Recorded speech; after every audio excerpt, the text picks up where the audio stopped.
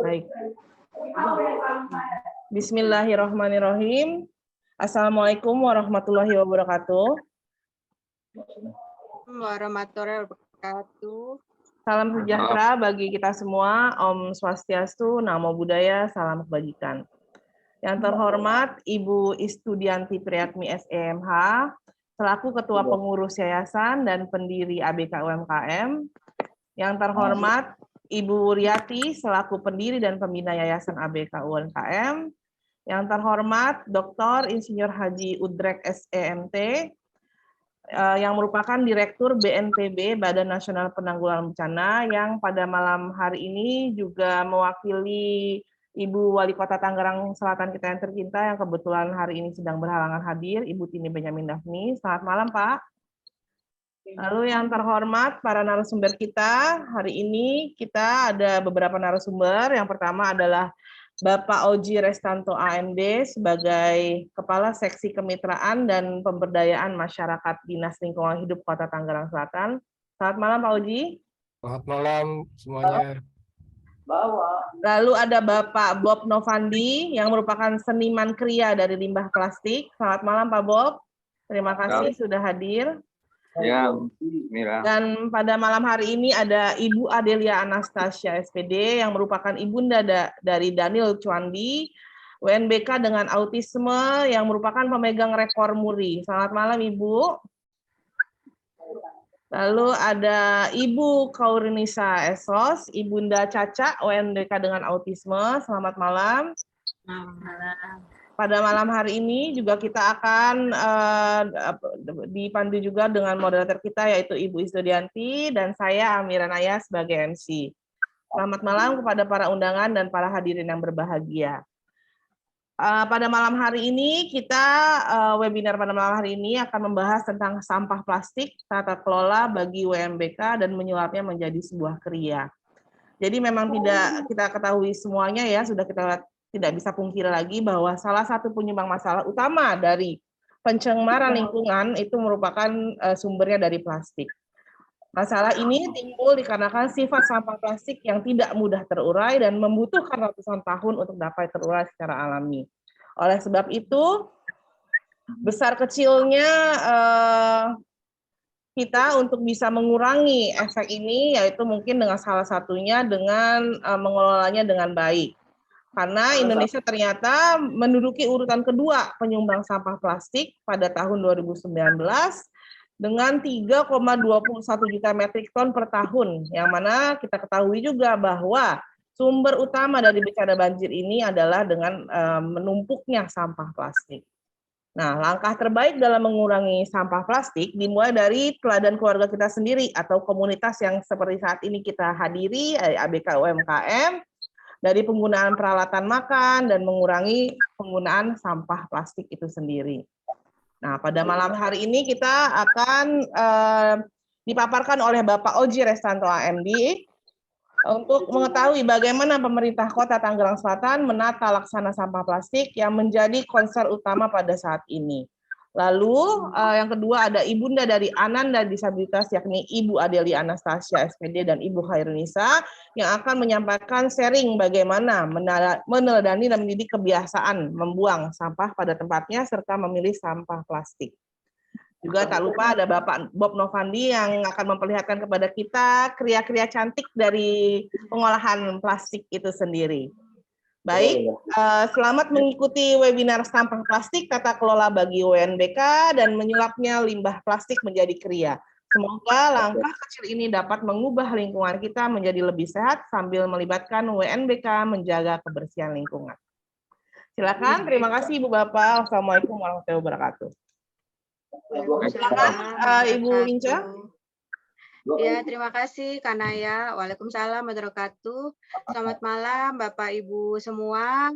Wah, sangat berbahagia hari ini kita dapat bersama-sama menjalankan webinar dengan lengkap ya. Ini Kak Naya ya, para narasumbernya, dan juga mereka adalah pakar-pakar yang hebat dan kompeten untuk bidangnya. Nah, kita juga tahu bahwa saat ini isu sampah itu menjadi isu utama. Tadi seperti yang Kak Naya sebutkan bahwa Indonesia menjadi negara nomor 2 terbanyak di dunia setelah Cina untuk produksi sampah Iya. plastik. Nah, di malam yang berbahagia ini, sebentar saya mute ya, nampaknya agak sebentar. Nah, baik, untuk Kak Naya bisa bantu ya nanti untuk buka Iya, baik-baik. karena ada suara yang mengganggu. Baik, Ya. untuk keynote speaker untuk malam ini, kami dari ABKOMK merasa sangat terhormat Direktur dari BNPB atau Badan Nasional Penanggulangan Bencana, yaitu Dr. Insinyur Haji Udrek SEMT. Beliau adalah lulusan doktoral dari University of Tokyo, S2 dan S3 perihal kebencanaan ya. Mungkin nanti Dr. Udrek akan lebih menjelaskan tentang keahlian beliau. Dan selanjutnya kita akan dengarkan pemaparan Dr. Udrek perihal sampah plastik yang menjadi isu utama saat ini. Silakan Dr. Udrek. Baik, terima kasih banyak Bu Ince. Assalamualaikum warahmatullahi wabarakatuh. Selamat malam, salam sejahtera bagi kita semua. Amin. Ini satu kehormatan bagi saya untuk bisa hadir di dalam kegiatan ini atas undangan Ibu Istudianti Priyatmi, Bu Ince selaku Ketua Pengurus Yayasan dan pendiri ABK UMKM.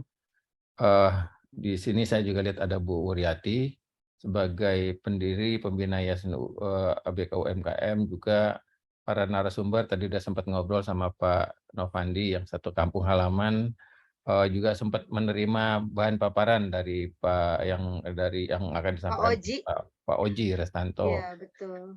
Dan sejujurnya saya nggak terlalu menguasai sebenarnya bidang ini, tapi mungkin ada beberapa cerita yang mungkin saya bisa sampaikan kepada Bapak dan Ibu semua.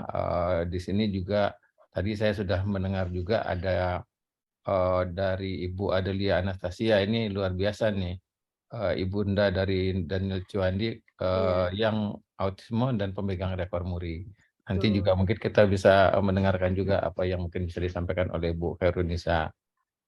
Ini kegiatan ini secara konsisten saya lihat dilakukan oleh teman-teman ABK UMKM, dan pada hari ini ada satu kegiatan yang buat saya luar biasa. Tadi saya juga sudah melihat apa yang dipertontonkan oleh Pak Bob, hasil karya beliau dalam bentuk lampion. Ingin sedikit bercerita saja ini terkait dengan kebiasaan ya, sebuah budaya yang menurut saya patut kita perhatikan, karena bagaimanapun juga terkait dengan sampah ini kan menjadi hal yang perlu kita renungkan dari perspektif perilaku kita gitu ya.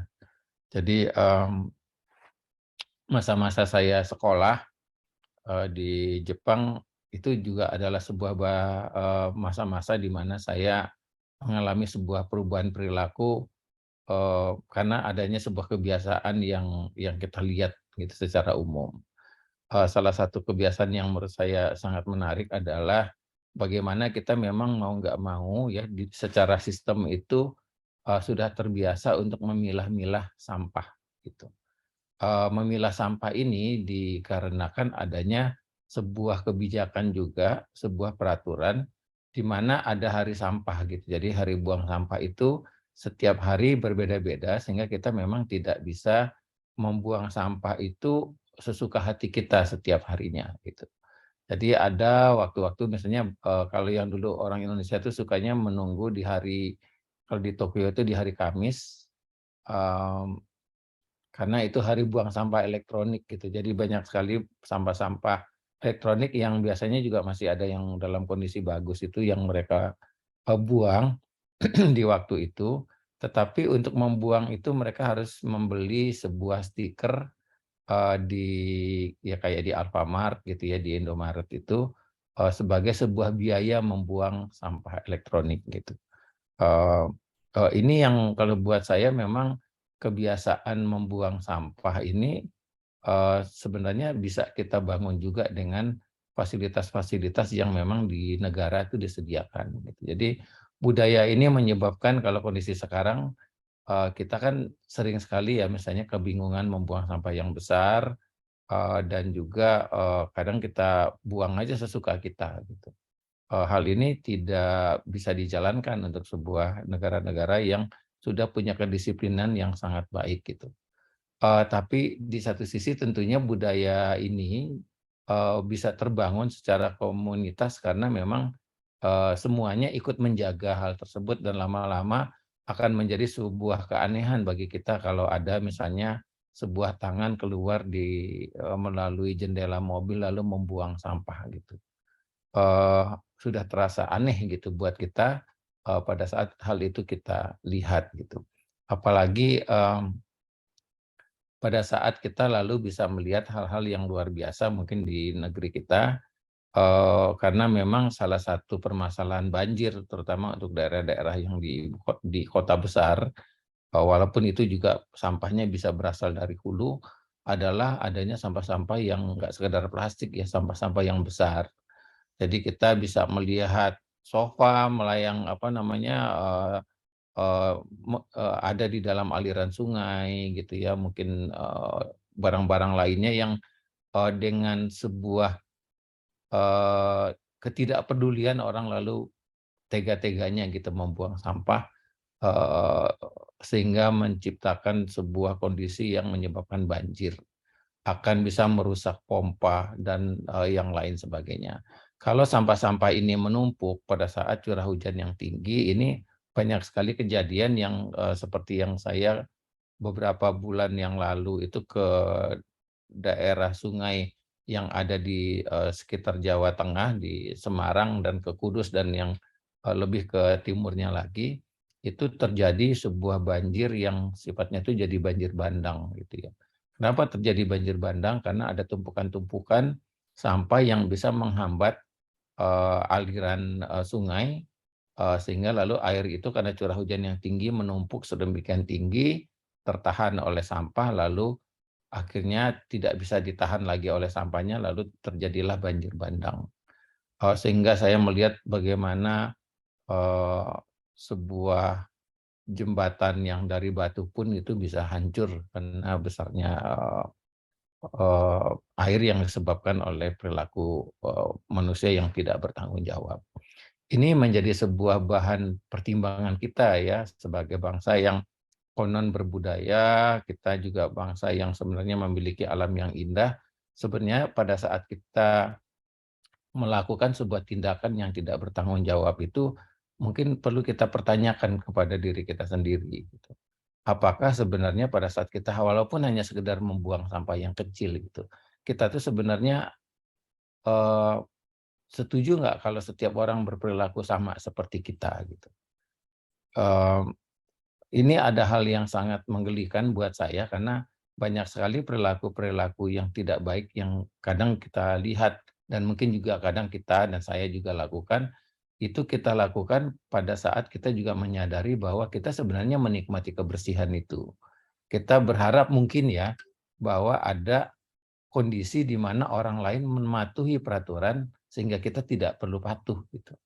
Atau kita tidak patuh lalu tapi ada orang yang mengurusi ketidakpatuhan kita.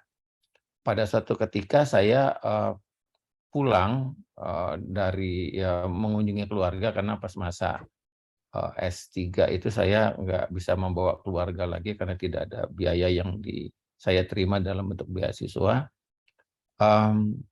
Saya tiba-tiba tercenung dengan kondisi di mana di hari ketiga, keempat Lebaran itu kondisi gang di rumah saya itu sudah sedemikian kotornya. Gitu. Terus saya bertanya-tanya di dalam hati saya, sebenarnya kondisi seperti saat ini,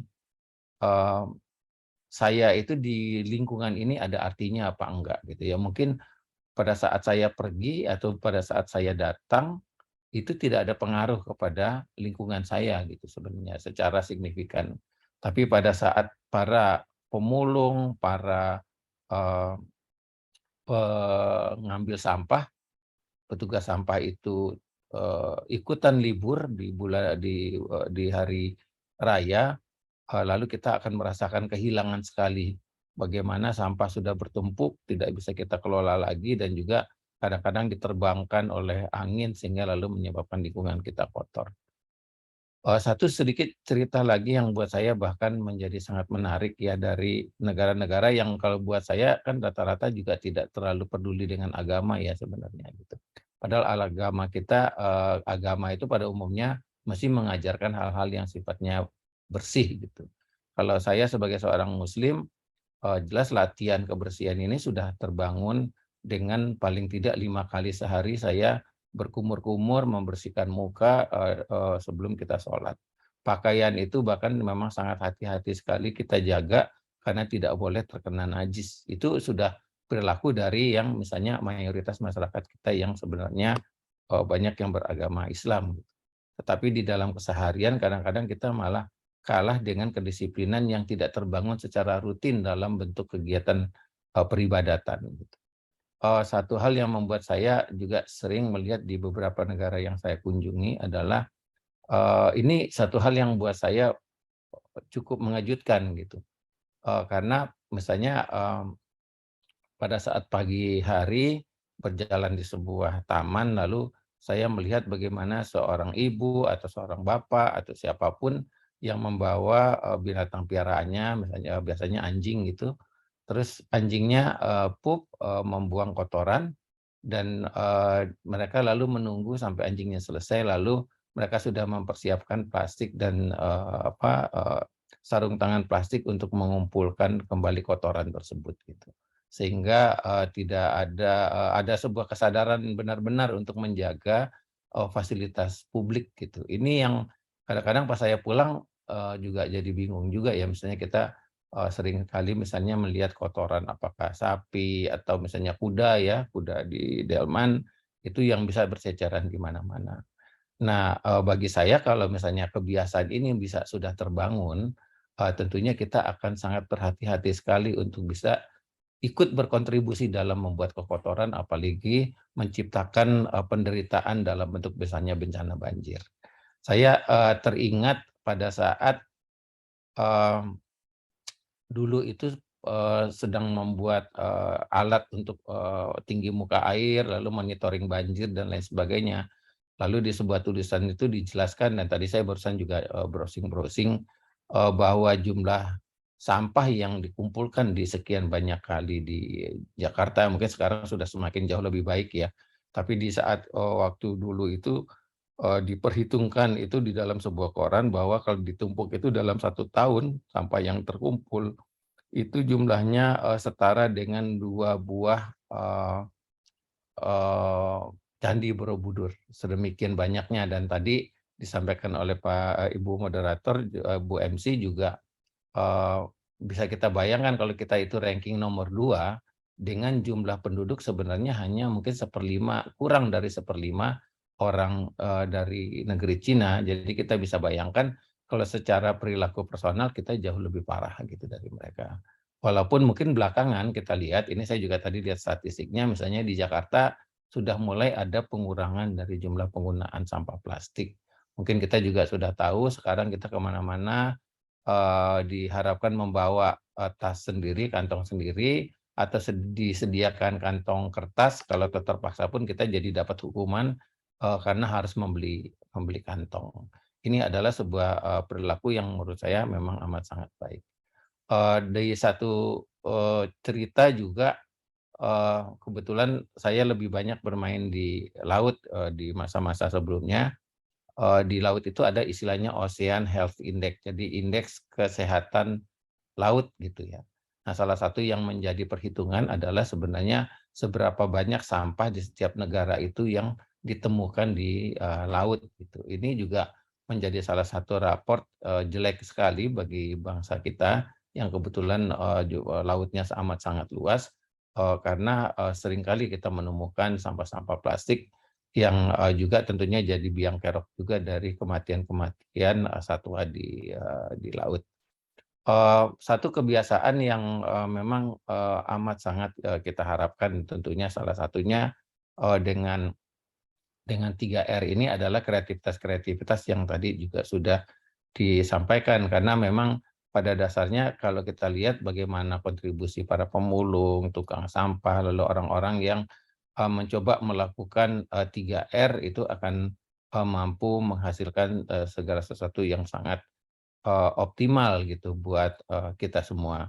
Jadi dalam beberapa hal tentunya ini ada sebuah kolaborasi yang pada dasarnya kalau bagi saya yang paling mendasar tetap adalah bagaimana mencoba membangun kebiasaan kebudayaan dengan sebuah belief gitu ya, sebuah kesadaran, karena akan berbeda sebuah kesadaran yang dibangun atas rasa keyakinan kita bahwa kita nggak boleh nih buang sampah nih. Aduh, setiap make barang-barang yang ada plastiknya itu ada rasa bersalah kita gitu ya, karena dia sangat sukar sekali diurai.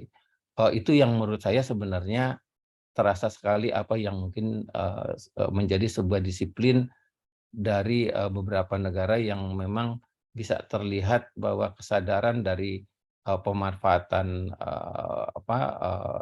plastik atau bagaimana budaya membuang sampah itu memang sudah menjadi sebuah kebiasaan yang menyebabkan petugas sampahnya juga nggak terlalu repot lagi di dalam membangun membuat daerahnya itu menjadi bersih.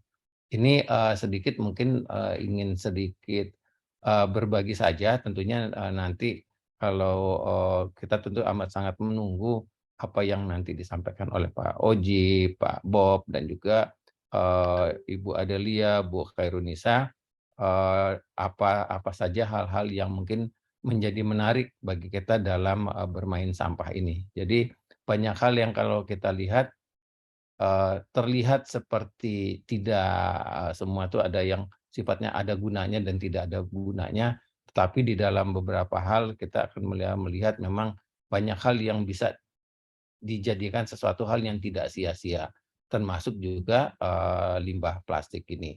Artinya kesempatan dan juga penghasilan secara ekonomi juga bisa dibangun sekaligus kita ikut berpartisipasi untuk mengurangi sampah plastik di bumi ini, menjadikannya menjadi sesuatu hal yang jauh lebih bermanfaat. Demikian yang bisa saya sampaikan, mohon maaf jika ada kekurangan. Untuk itu saya harapkan sekali kita bisa menikmati kegiatan pada hari ini untuk berbagi ilmu dan semoga bisa bermanfaat bagi kita semua. Demikian, wabillahi taufiq wal hidayah. Wassalamualaikum warahmatullahi wabarakatuh. Selamat malam, salam sejahtera bagi kita semua. Waalaikumsalam warahmatullahi wabarakatuh. Aduh, Bapak Udrek, pemaparannya itu sangat bagus, membuat wawasan kita bertambah. Benar ya, Ibu Bapak semua ya? Nah, saya juga menghaturkan terima kasih kepada Ibu Wali Kota Tangsel, yaitu Bunda Tining Benjamin Daphni. Beliau mohon maaf karena sedang berdinas keluar kota. Kemudian saya juga dibantu oleh ajudan beliau, yaitu Mas Agus, menghubungkan saya dengan Kepala Seksi Lingkungan Hidup, yaitu Bapak Oji. Bapak Oji, terima kasih banyak telah berkenan hadir dan memaparkan tentang kondisi persampahan di Tangerang Selatan. Namun sebelumnya saya mengaturkan terima kasih banyak kepada Bapak Udrek, dan Bapak Udrek itu adalah seorang yang sangat happy belajar, sangat sukacita dalam berbagi ilmu, dan pasti beliau berkenan untuk mendengarkan semua hal yang berkenaan dengan permainan sampah, kata beliau tadi, hingga akhir nanti kita selesai acara. Terima kasih Bapak Udrek. Baik, kita akan kembali kepada Bapak Oji. Silakan Bapak Oji, waktu dan tempat kami berikan. Baik Bu, terima kasih. Bismillahirrahmanirrahim.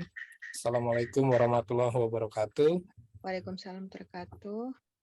Ya, saya pertama-tama terima kasih telah diundang, diizinkan bergabung, bertemu Bapak Ibu semuanya. Mungkin sama dengan Pak Dr. Undrek, saya juga belum lama di bidang ini kebetulan. Cuma saya coba berbagi ya. Mungkin bisa ke bahan tayang saya.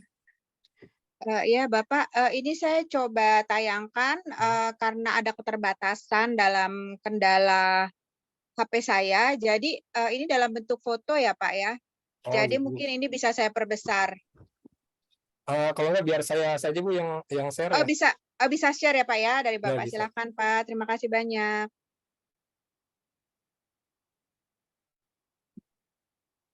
Silakan Pak Oji, saya sudah jadikan co-host, Pak.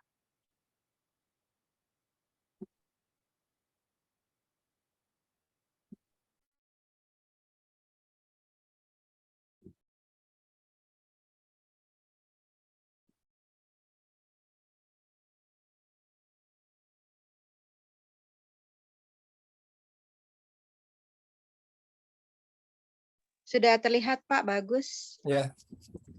Ya baik Bu, mungkin kita di awal saya ingin berbagi tentang peraturan atau regulasi yang terkait dengan dunia persampahan di Indonesia ya. Mungkin diawali dengan Undang-Undang 18 tahun 2008 tentang pengelolaan sampah. Jadi undang-undang ini kalau saya bisa share sedikit, ini dikarenakan kalau Bapak Ibu masih ingat kejadian tragedi Louis Gajah di Bandung tanggal 21 Februari tahun 2005. Ini suatu peristiwa yang kemudian kita di Indonesia baru memikirkan ya tentang pentingnya pengolahan sampah. Ternyata kalau sampah tidak dikelola ya kejadiannya seperti yang terjadi di Louis Gajah pada tahun 2005 itu yang kalau tidak salah makan korban jiwa 143 orang. Nah, setelah Undang-Undang 18 itu, pemerintah menerbitkan peraturan pemerintah tahun 81 tahun 2012 tentang pengolahan sampah rumah tangga dan sampah sejenis sampah rumah tangga. Di bawahnya lagi ada peraturan presiden tahun 97 tahun 2017 ini tentang kebijakan dan strategi nasional pengolahan sampah rumah tangga dan sejenis sampah rumah tangga. Dalam hal ini setiap daerah kota kabupaten di Indonesia harus mempunyai kebijakan dan strategi daerah tentang pengolahan sampah rumah tangga dan sampah jenis sampah rumah tangga. Kemudian ada lagi Peraturan Menteri PUPR Nomor 3 Tahun 2013 tentang penyelenggaraan prasarana dan sarana persampahan dalam penanganan sampah rumah tangga dan sampah sejenis sampah rumah tangga. Kemudian pada tahun 2019, Kementerian Lingkungan Hidup Indonesia mengeluarkan peraturan tahun 75 tentang peta jalan pengurangan sampah oleh produsen. Nah, untuk di Tangerang Selatan sendiri, kita ada Perda nomor 13 tahun 2019, yaitu tentang perubahan atas peraturan daerah nomor 3 tahun 2013 tentang pengolahan sampah. Dan kemudian ada turunannya, yaitu peraturan wali kota nomor 50 tahun 2017 tentang pengolahan sampah. Dan kemudian ini peraturan wali kota nomor 21 tahun 2019, ini turunan dari peraturan presiden 97 nomor 2000 tahun 2017 tentang kebijakan strategi pengolahan sampah rumah tangga dan sampah jenis sampah rumah tangga. Kemudian ini yang baru itu peraturan wali kota tahun 83 tahun nomor 83 tahun 2022 itu tentang pengurangan sampah plastik. Jadi biarpun dibandingkan tetangga kita DKI, Depok dan Bogor mungkin Tangerang Selatan agak telat, tapi menurut saya lebih baik telat daripada tidak sama sekali ya. Pak, punten bisa diturunkan kursornya Pak ke page 2.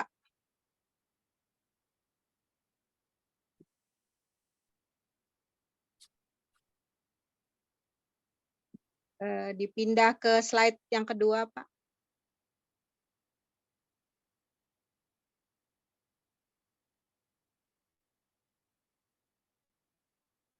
Sudah Bu?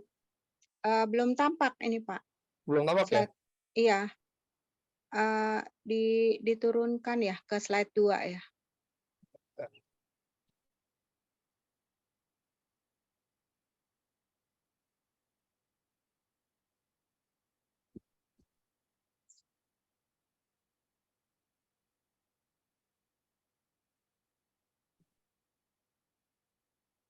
Kalau di layar saya tampak nih, Bu.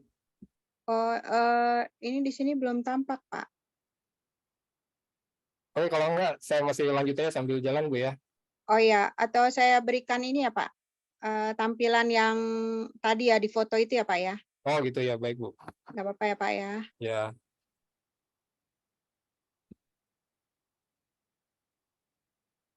Silakan, Pak, dilanjut saja. Ya, ini kembali ke Perwal nomor 83 tahun 2022, ini tentang pengurangan sampah plastik, yaitu mengatur pelarangan penggunaan kantong plastik sekali pakai dan mendorong penggunaan kantong belanja ramah lingkungan. Jadi, mungkin ini di Tangerang Selatan kita akan coba mengawali mengurangi sampah plastik pada tahun ini.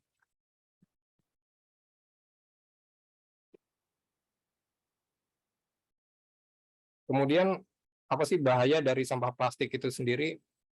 Saya di sini bukan ahli kimia juga, tapi kalau saya baca berapa literatur bahwa dalam kandungan plastik itu ada bahan-bahan termoplastik, dan yang sangat berbahaya itu karena emang bahan dasar plastik itu sendiri dari minyak bumi. Jadi situ ada kandungan petropolimer yang menyebabkan dia bila ada di tanah butuh waktu lama untuk terurai, dan kandungan minyak buminya itu, petropolimernya itu akan merusak air dalam tanah. Dan untuk termoplastiknya sendiri itu kan banyak yang terjadi bahwa dalam berapa hewan ternak seperti sapi, kambing yang emang kebetulan banyak memakan plastik, jadi dalam kandungan daging itu terdapat mikroplastik. Begitu juga ada beberapa penelitian bahwa dalam ikan, kalau yang tadi Bu Ince sampaikan tadi siang ke saya baca juga, Bu, bahwa 23% dari ikan yang ada di Sulawesi Selatan dari penelitian Unhas, bahwa 23% itu mengandung mikroplastik. Dan bisa dibayangkan bila Mengerikan sekali, Pak. iya, begitu kita makan hewan-hewan tersebut, berarti di dalam tubuh kita terdapat mikroplastik juga. Mungkin seperti itu, Bu. Jadi memang kalau selain tentu saja kalau di perkotaan seperti di Tangsel, ini pada tahun 2022 ini memang ada beberapa penambahan spot-spot banjir, Bu. Jadi memang selain karena di Tangsel itu sendiri daerah hunian, yang tadinya daerah resapan air berubah menjadi daerah-daerah hunian, yang menyebabkan air memang tidak bisa meresap langsung ke dalam tanah. Akibatnya air akan menuju ke sungai, dan sungai itu sendiri tidak bisa menampung jumlah air. Iya. Ya, karena memang di sungai sendiri sudah terdapat beberapa sampah yang tentu saja sebagian besar itu sampah plastik yang tidak bisa terurai. Betul.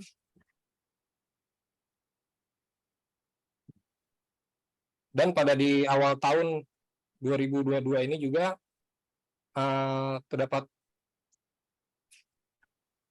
resolusi PBB untuk mengakhiri polusi sampah plastik. Jadi ada muatan penting dalam resolusi tersebut adalah secara resmi sampah plastik dinyatakan sebagai polutan baru yang dapat mencemari lingkungan hidup, daratan, perairan darat, dan lautan. Jadi kayaknya di semua lingkungan ya, di lingkungan di daratan, di perairan darat maupun di lautan. Jadi betapa eksisnya si sampah plastik ini dalam menyebabkan polusi. Bahkan PBB sudah mengeluarkan resolusi ya, Pak, ya, untuk mengakhiri polusi plastik ya. Betul, jadi Bu. kita harus dukung penuh ya, Pak, ya, termasuk pemerintah Kota Tangerang Selatan. Betul, Bu. Jadi mungkin kita kalau di Tangerang Selatan sendiri saat ini mungkin bisa di Bapak Ibu lihat ada slide yang timbulan dan komposisi sampah untuk Tangerang Selatan. Jadi Menurut penelitian di Tangerang Selatan itu per jiwa itu per hari 0,59 kg sampah.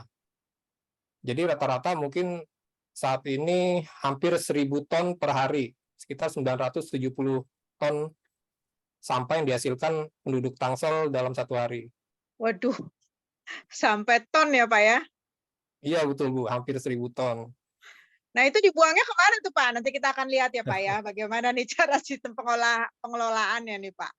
Ya, jadi saat ini dari 970 ton tersebut, 16,37% itu merupakan sampah plastik atau sekitar hampir 160 ton itu sampah plastik. Jadi menduduki peringkat kedua ya setelah sampah organik atau sampah yang bisa terurai di alam. Jadi 160 ton Bu dalam satu hari di Tangerang Selatan itu sendiri sampah plastik. Jadi bayangkan kalau itu tidak dikelola secara baik, Betul, akan mencemari dan tentu saja menimbulkan banjir. betul. Itu dibuang kemana tuh Pak ya? Sampah-sampah itu saya tidak melihat TPA di Tangerang Selatan Pak. Di Punten Tangerang Pak. Selatan sendiri ada TPA Bu, kita punya Ini. TPA Cipecang, tapi saat ini memang kondisinya sudah overload. Oh, Jadi saat ini kondisi sudah overload. Kita pemerintah Kota Tangerang Selatan bekerja sama dengan pemerintah Kota Serang dari tahun 2021. Jadi kita Tangerang Selatan ini saat ini ekspor sampah Bu ke Kota Serang. iya. Ya mau Wow, tidak mau, tapi memang kondisinya di Tangerang Selatan agak sulit mencari lahan yang luas untuk dijadikan TPA. betul. Baik Pak. Selanjutnya Pak, kita ingin mendengarkan pemaparan lagi perihal pengelolaannya ya Pak ya. Ya, nah di sistem pengelolaan sampahnya di Tangerang Selatan itu memang menurut regulasi Ya, di undang-undang sampai dengan turunannya sampai dengan Perda. ya. Jadi ada dua hal, itu pengurangan sampah dan penanganan sampah. Hal pengurangan sampah, kita di Tangerang Selatan saat ini mempunyai 350 bank sampah unit, dan dalam setahun itu baru bisa mengelola sampah non-organik sebanyak 540 ton per tahun. Jadi baru 540 ton per tahun Bu untuk bank sampahnya ini. Dan TPS 3R di Tangerang Selatan kita ada 41 unit. Dalam setahun bisa mengolah sampah 39.409 ton. Kalau di TPS 3R ini sampah tercampur Bu ya, jadi ada non-organik dan organik. Ada melalui composting rumah tangga, itu ada 1.700 unit, itu dapat mengelola sampah organik 667 ton per tahun. Dan ada rumah minim sampah sebanyak 255 rumah tangga, itu dapat mengelola atau mengurangi sampah 280 ton per tahun. Dan yang tadi Pak Ondrek sempat singgung, yaitu pemulung atau lapak di Tangerang Selatan kurang lebih ada 1.900 jiwa, itu dapat mengurangi sampah 10.403 ton per tahun. Itu merupakan pengurangan sampah ini merupakan peran serta masyarakat, sebagaimana dalam PP 97 tahun 2017 tadi, bahwa ditargetkan tahun 2025 di Indonesia itu 30% pengurangan dan 70% penanganan sampah. Untuk penanganan sampah di Tangerang Selatan kita ada 1 TPA Cipecang. Sampah yang bisa masuk ke sana per hari itu hanya 400 ton sampah Bu. Jadi dari 970 ton itu hanya 400 ton yang bisa masuk ke TPA Cipecang. Dan saat ini kerjasama dengan TPA Cilowong, Serang, dan TPA Lulut Nambo, Jawa Barat. Tapi dengan Lulut Nambo ini kita belum terrealisasi kerjasamanya. Sedangkan berdasarkan Perpres 35 tahun 2018 tentang pengelolaan sampah menjadi energi listrik, situ ada 13 kota dan Tangerang Selatan masuk ke dalam salah satu kota yang diamanatkan untuk pengelolaan sampah menjadi energi listrik, tapi saat ini kita masih tahap penyusunan final business case, Bu. Wah, hebat sekali. Menjadi tenaga listrik ya, Pak ya? Cita-citanya seperti itu, Bu. Mungkin Amin, yang amin. Terus seperti Pak mendoakan. Hendrek, mungkin kalau di Jepang mungkin udah berapa puluh tahun yang lalu sudah mulai hal-hal tersebut. Kita coba mungkin dari sekarang kita mulai. Terus target dan indikator pengelolaan sampah nasional atau daerah, seperti tadi saya sebutkan, 30% pengurangan sampah pada tahun 2025, 70% penanganan sampah pada tahun 2025. Jadi pada akhirnya kita berharap bahwa dapat mengurangi sampah yang terbuang ke laut itu sebanyak 70% pada tahun 2025. Jadi mungkin kita bisa mengurangi predikat sebagai negara nomor 2 Amin. penghasil sampah plastik di dunia.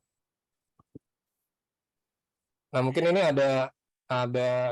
saya dapatkan datanya juga dari Kementerian Lingkungan Hidup, Iya.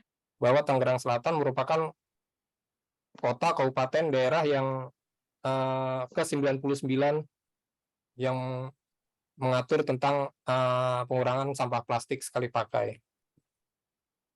Wah, hebat ya, Pak ya. Karena memang itu juga merupakan satu penyebab bencana banjir ya, Pak ya, sampah plastik sekali pakai itu ya. Iya, betul, Bu. Ya mungkin ke depannya juga kita akan, kalau ini baru yang kita atur baru saat ini penggunaan kantong kresek. Jadi biarpun hal sepele gitu kantong kresek, mungkin kalau untuk di retail pasar swalayan itu hal yang tidak terlalu sulit, tapi yang jadi tantangan buat kita ini di pasar rakyat atau di pasar tradisional. Iya. Jadi merubah budaya, merubah perilaku ini jadi sesuatu tantangan tersendiri, terutama di Tangerang Selatan. Iya, betul. Ya, karena memang sampah itu lebih ke perubahan perilaku kalau menurut saya. Betul, Pak. Ya, seperti tadi Pak Dr. Undek sampaikan bahwa budaya ternyata di luar negeri untuk pengolahan sampah mungkin sudah dimulai puluhan tahun yang lalu, kita baru akan memulai saat ini. Tapi biarpun untuk hal yang baik mungkin tidak ada kata telat kalau menurut saya. Jadi saya juga pernah bagi pengalaman juga, Bu. Saya pernah ketemu mungkin anak usia dasar. Jadi ketika saya tanya, dia orang luar negeri, Bu. Jadi masih usia dini, saya tanya kenapa Anda memilah sampah. Tapi anak itu berbalik bertanya ke saya, emang ada orang yang tidak milah sampah seperti itu. Jadi kalau mereka tidak tahu alasannya untuk memilah sampah karena sudah menjadi budaya mereka. Habit ya, kebudayaan Iya, mereka budaya ya. mereka. Malah justru mereka heran kalau ada orang yang tidak memilah sampah. Keren. Mudah-mudahan anak itu tidak ke Indonesia, Bu. Heran nanti. Iya. Mungkin saya teruskan, Bu, ke konsep ekonomi sirkular Silakan. dalam pengolahan sampah, Bu ya. Iya, silakan, Pak. Jadi memang kalau di Tangerang Selatan kita baru sampai ke program bank sampah. Program bank sampah ini sendiri sebagian juga ada sampah plastik yang saat ini baru bisa kita kita kumpulkan lalu dijual ke pelapak yang akan membawa itu ke industri. Jadi memang di Tangerang Selatan belum banyak pelaku-pelaku untuk kreativitas dari sampah plastik ini sendiri. Mungkin saya harap setelah ini saya bisa ngobrol lebih banyak setelah hari ini dengan Pak Bob tentunya ya. Betul, Pak. Sebagai seniman kriya Iya, atas betul. limbah plastik, silakan. Dan juga langsung nih dengan Direktur BNPB nih Pak, Betul, betul. Di Dr. Tangerang Selatan sendiri Udrek. sebenarnya ada beberapa penggiat untuk apa ya, untuk kreativitas di sampah plastik, tapi memang belum menjadi industri yang menarik ya untuk di Tangerang Selatan itu sendiri. Jadi mungkin saya perlu belajar kiat-kiatnya bagaimana bisa menjadikan hal yang menarik buat masyarakat di Tangerang Selatan. Langsung Pak dengan Pak Bob Pak. Beliau pernah masuk di Kick Andy, Oh, diliput di Kompas, kemudian juga bertemu dengan Bapak Presiden ya SBY waktu itu, dan juga pameran di negara-negara. Nanti Bapak akan cerita juga Pak Bob perihal mengajar di kampus di Qatar ya kalau nggak salah ya. Silakan Pak. baik Bu. Apakah masih ada lagi Pak Bapak Oji perihal yang akan disampaikan? Mungkin sudah Bu, tapi apa kurang lebih gambaran yang ada di Tangerang Selatan saat ini. Mudah-mudahan ke depannya kita Amin. bisa lebih baik tentunya dalam menyikapi sampah plastik itu sendiri. Betul Pak. Demikian Bu, wassalamualaikum warahmatullahi wabarakatuh. Waalaikumsalam warahmatullahi wabarakatuh. Pak Oji, sangat Iya, bagus Bu. sekali pemaparan Bapak, dan juga Bapak dengan jujur ya menggambarkan tentang kondisi tanda kutip permainan sampah plastik di Tangsel, yang ternyata pemerintah kota Tangerang Selatan itu sangat concern dan menjadikan isu utama sampah plastik itu sebagai tata kelola manajemen untuk pengolahan di rencana tahun-tahun berikutnya. Bahkan sudah memiliki rencana untuk 5 tahun ke depan ya Pak ya untuk energi listrik. Iya, Bu. Hebat sekali. Karena Terima terpepet, kasih Bu. banyak. Terima kasih Pak. Baik, Kami Bu. semua di sini mendoakan semoga Tangerang Selatan kembali lagi selain menjadi kota ramah anak, juga menjadi kota ramah untuk kebersihan, dan juga kota yang akan menjadi pelopor untuk pengolahan limbah plastik, Pak. Amin, amin, amin. Terima kasih. Amin, terima kasih Pak. Baik Pak, selanjutnya kita nanti akan berbincang dengan Bapak Bob. Beliau adalah seniman kria untuk produk berbahan limbah plastik yang sudah juga diundang ke beberapa universitas di luar negeri. Pernah masuk Kick Andy juga ya Pak ya, dengan lampion-lampionnya dan juga kria plastiknya. Dan juga beliau itu sangat concern untuk masalah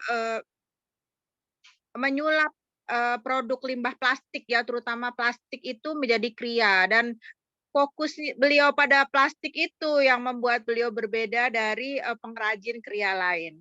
Silakan kita bisa mendengarkan sharing dari Bapak Bob. Terima kasih Pak Oji.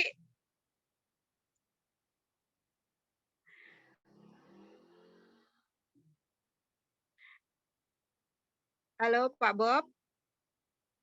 Ya, Silakan Bu? Pak Bob, waktu dan tempat. Ya, kedengaran ya? Halo? Kedengaran ya, silakan ya. Pak.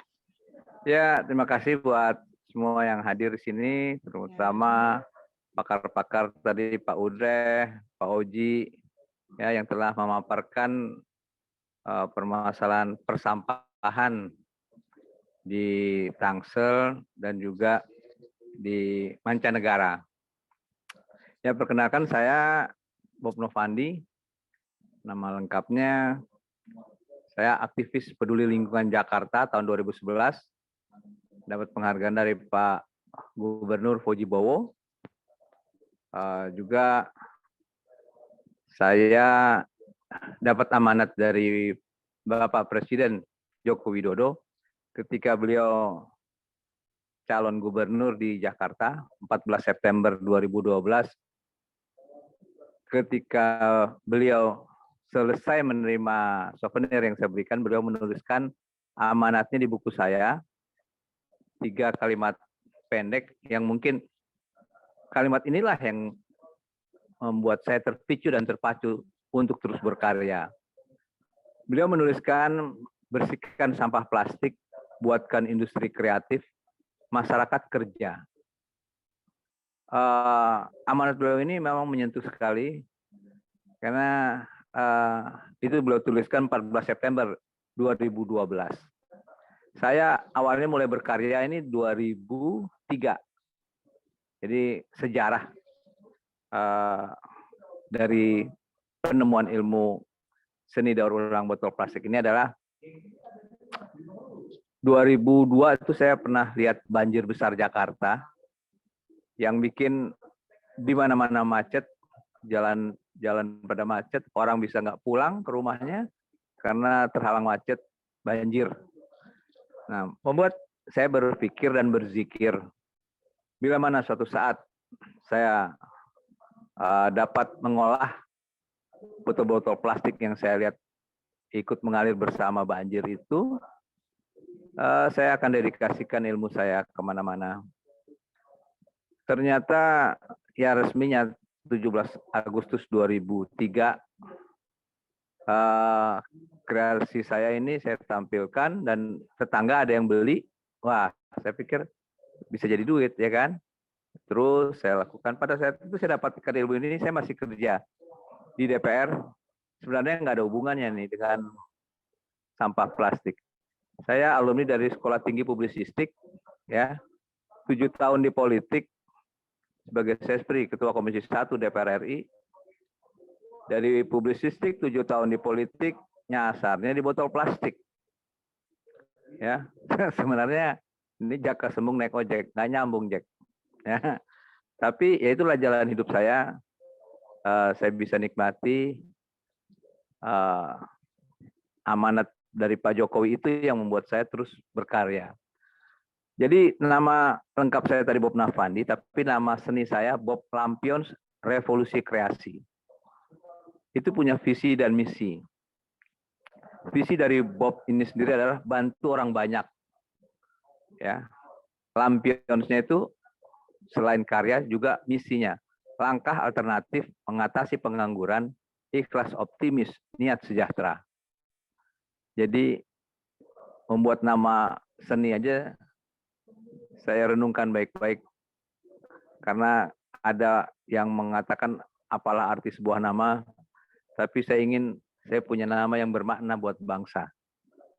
Dan saya ingat juga kata-kata dari almarhum Bang Ali Sadikin, gubernur kita, tempat tidak membatasi mission sebagai warga negara yang bertanggung jawab.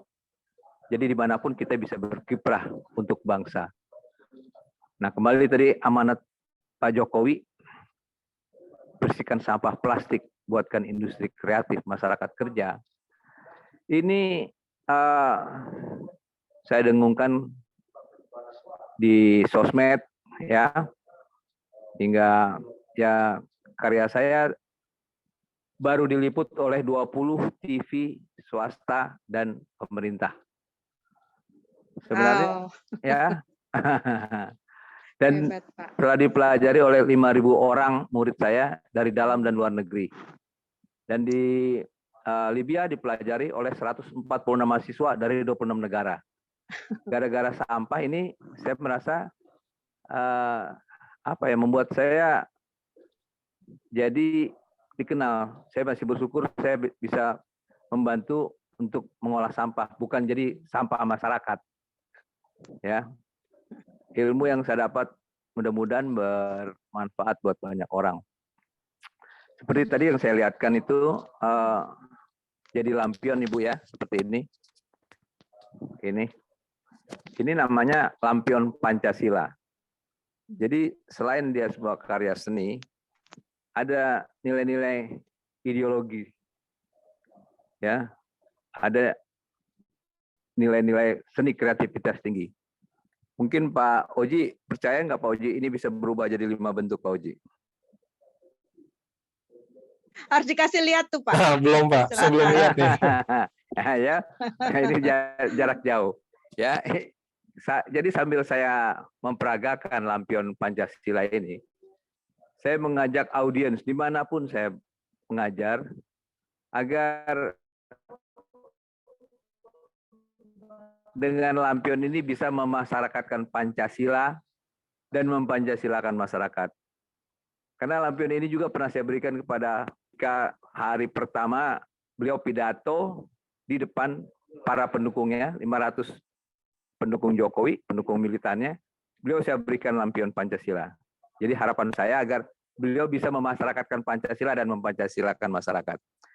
Ini perhatikan ya. Nah, jadi sambil saya ngajar gini, sama-sama saya ingatkan kenapa saya tertarik dengan lampion Pancasila. Dengan keliling kemana-mana saya bawa ini. Karena waktu saya di DPR, saya pernah mendengar, ya bisa klik nanti di Google, seorang calon hakim agung itu bisa tidak hafal Pancasila. Ya, kan aneh. Padahal berapa lama di sekolah. Terakhir kita dengar ada anggota DPRD, ya, yang juga tidak hafal Pancasila. Boro-boro mengamalkan filosofi bangsa ini yang jadi dasar negara kita. Hafal aja enggak, ya. Ini padahal saya bicara sampah plastik, ya. Ya, yang jadi seni kreativitas tinggi. Tapi juga saya bicara ideologi. Ya, ini sambil saya berubah ya. Pancasila, 1, ketuhanan yang Maha Esa. 2, kemanusiaan yang adil dan beradab.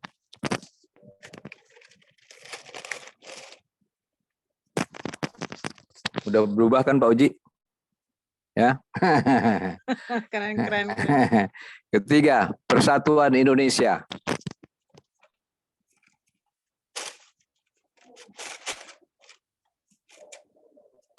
Ya. Persatuan Indonesia. Yang ketiga. Yang keempat, kerakyatan yang dipimpin oleh hikmah kebijaksanaan dalam permusyawaratan perwakilan. 5, keadilan sosial bagi seluruh rakyat Indonesia. Wah, Itu Pak Haji. keren banget. Tepuk tangan ya.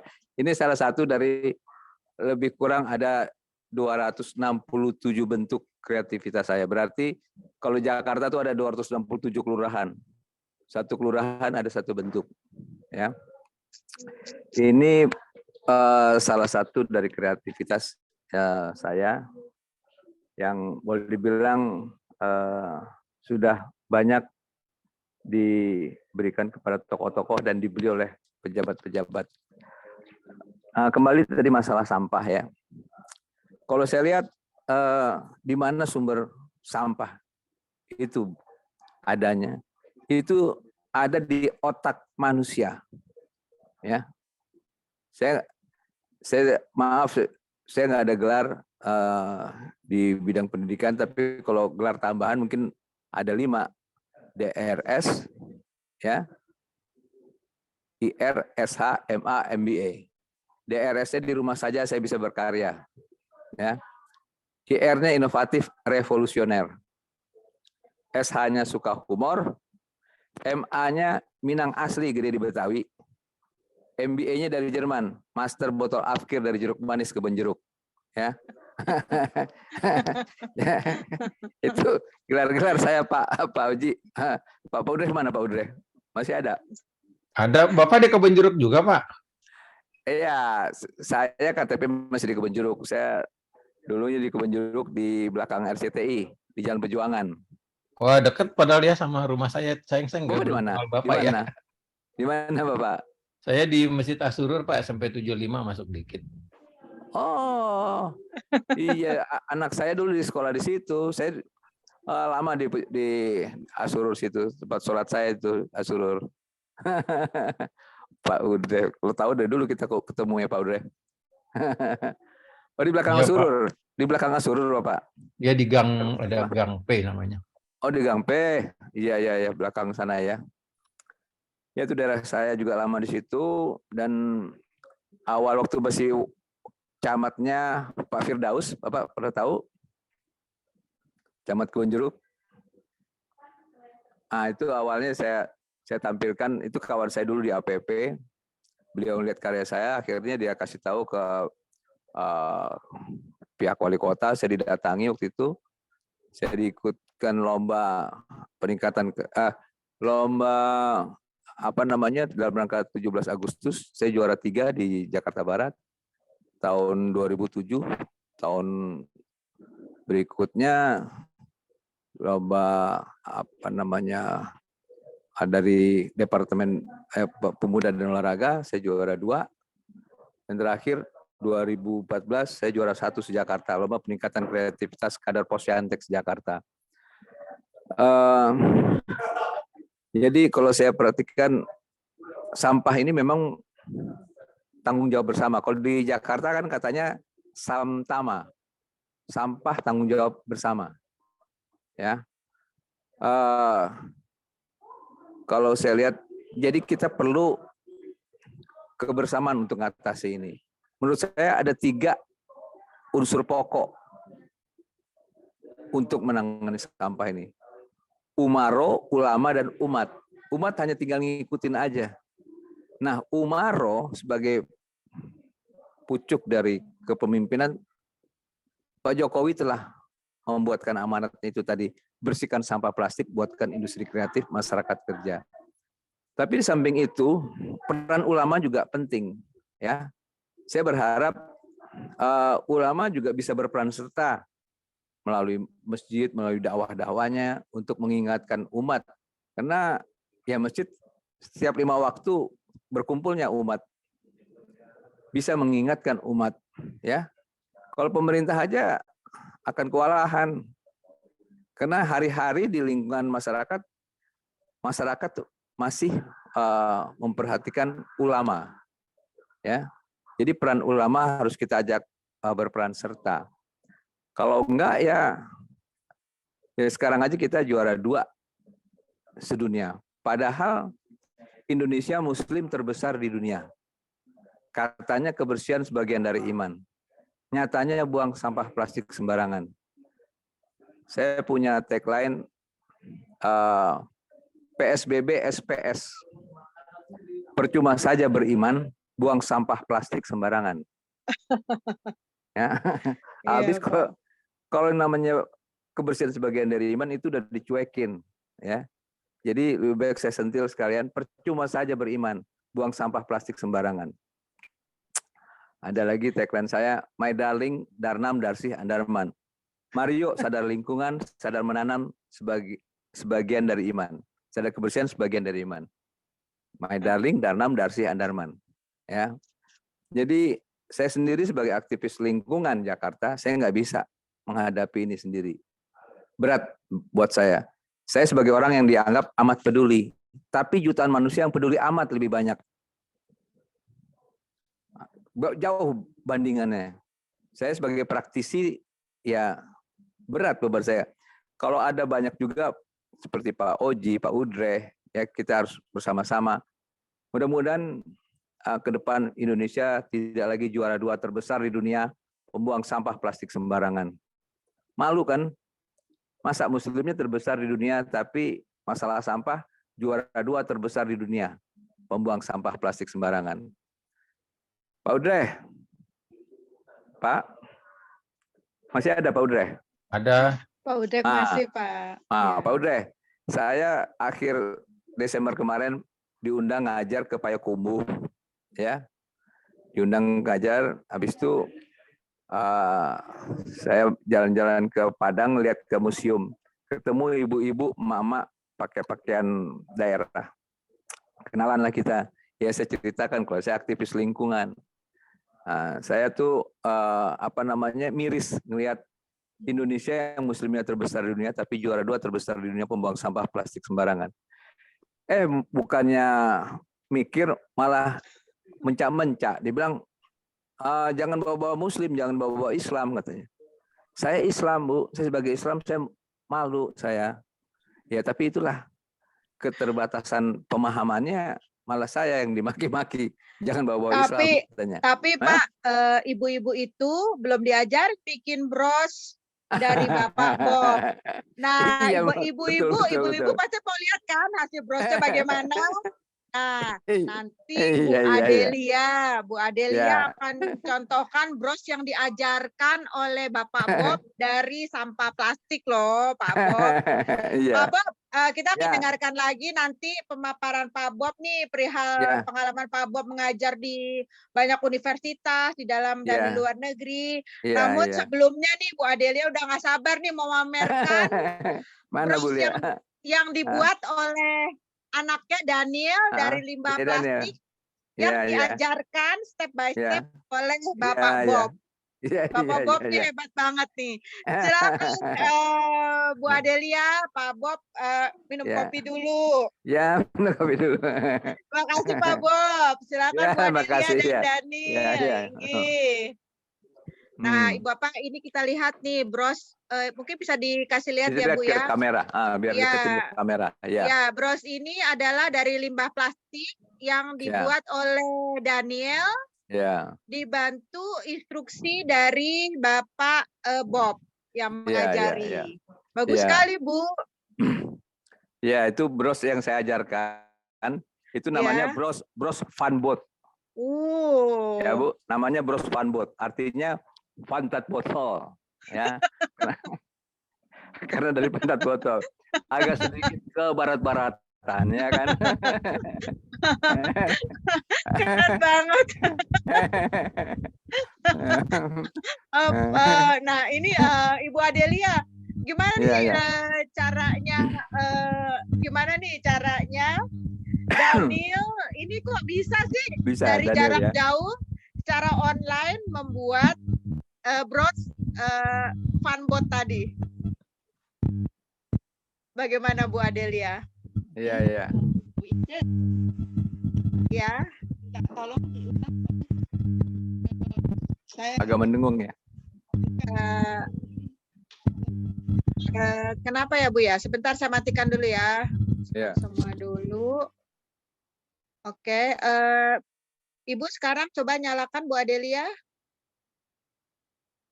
Bunyikan Bu, coba. Oke. Ya. Ya, baik. Silakan Bu. Itu bagaimana? Jangan didekatkan lagi Bu. Sudah ya.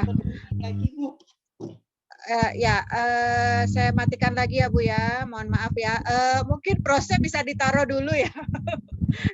Sebentar ya. Nah ini Bu saya minta lagi ya. Bunyikan. Nah brosnya diletakkan Bu. Sudah. Nah lumayan deh. Silakan Bu. Itu bagaimana ceritanya kok tadinya kan belajarnya bikin lampion ya. Kenapa jadi tutup botol, jadi bros Bu?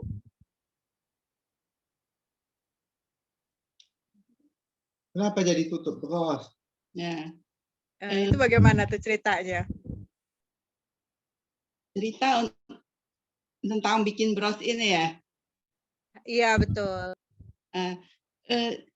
Kan udah lama saya sering ketemu gini cerita di gang-gang yang airnya di got itu kan penuh. Tapi saya heran lihat orang-orang masyarakat sekitar itu malah sapu-sapu sampah itu dibawa ke got, dibuang ke got malah. Jadi saya yang lihatnya gemes banget ya. Karena ini kan daerah banjir dan nggak hujan pun gotnya airnya penuh. Tapi malah mereka nyapu sampah dibuang ke got. Jadi saya yang lihat itu, mereka jalan pikirannya itu gimana? Gitu loh, nggak kapok-kapok dengan banjir. Dan ini sampah yang di got itu banyak sekali dari kertas, botol, banyak sekali. Jadi kita bisa lihat sampahnya. Bungkus biskuit. Dan yang lucu lagi di kompleks perumahan saya itu kan ada sekolah dekat rumah saya seberang tapi masih agak jarak berapa rumah ya. Sedangkan tiap rumah itu sudah ada tempat sampah di luar, taruh di berjejer sampah. Tapi murid-murid itu mungkin orang tua yang menjemput kan banyak dan mereka sering duduk-duduk di pinggir-pinggir di depan-depan rumah kita. Tiap hari itu ada aja sampah botol, sampah gelas, aquat, sampah tisu. Jadi saya itu ya ampun anak-anak sekolah ini bagaimana? Kan sudah ada tempat sampah dan dekat. Kenapa nggak naruh di tempat sampah? Jadi saya kalau lihat hal-hal seperti itu gemes karena walaupun Daniel ini autis, dari kecil sudah saya didik untuk selalu membuang sampah di tempat sampah. Dan terakhir-akhir ini saya sering ikut pelatihan-pelatihan yang memanfaatkan limbah. Jadi sampah-sampah seperti kain pecah, CD bekas, dan terakhir sama Pak Bob ya, dari Bob botol plastik. Jadi ceritanya sebenarnya botol plastik ini sudah lama saya penasaran karena pernah lihat di YouTube, mungkin sama Pak Bob mungkin ya, saya lupa. Tapi saya lihat kok bisa diolah sedemikian rupa menjadi berbagai bentuk. Jadi bermanfaat sekali. Nah, sementara saya di rumah itu hanya bisa menggunakan bekas-bekas seperti ini untuk tempat-tempat gunting, tempat ballpoint, tempat wadah begini-begini sampai saya pergunakan. Jadi saya cukup penasaran ya, dan Tuhan mengabulkan doa saya, keinginan saya ketemu Pak Bob dan diajarin cara memanfaatkan membuat botol-botol bekas menjadi suatu karya. Nah, tapi masalah yang timbul waktu pelatihan itu kan tujuannya kan untuk kita pakai untuk ke anak-anak ABK, anak berkebutuhan khusus ya. Kalau buat kita orang tua mungkin gampang belajarnya untuk menggunakan cutter, menggunakan gunting. Tapi untuk anak-anak berkebutuhan khusus ini kan mereka motorik halus kaku sekali, agak susah. Jadi saya sempat konsultasi sama Pak Bob waktu itu ya, Pak Bob. Saya bilang, Pak Bob, kayaknya Daniel ini mungkin akan kesulitan ya. Apa yang gampang kira-kira apa ya? Terus waktu itu Pak Bob mengusulkan untuk membuat bros ya Pak ya, yang termudah untuk buat. Nah, jadi saya belajar praktek dulu. Pertamanya saya praktek sendiri dulu dan kemudian mengajarkan Daniel untuk membuatnya. Daniel, Ya. susah nggak bikinnya? Kamu tadi saya lihat ada gunting ya? Ada. Enggak. Itu motoriknya sudah bagus ya? Daniel motorik halusnya bagus ya? Pertama di apa? Yang pertama di Pakai kata. pakai botol. Oh ya, tapi ada kesulitan nggak dalam menggunting untuk motorik halusnya Daniel? Dikit. Dikit ya, tapi memang harus dibantu Mama ya, karena kan memang untuk UNBK harus dampingi oleh pendamping atau orang tua. Wah keren sekali Ma brosnya, dan ini baru satu kreasi inspiratif dari Bapak Bob ya, belum lagi karya-karya yang lain ya, kita tunggu deh karya Daniel berikutnya. Tapi by the way Daniel, kita pengen ngetes nih sama kamu nih. Kamu kan pemecah rekor muri nih untuk ingatan selama 150 tahun. 17 Agustus tahun 1945 itu hari apa Daniel?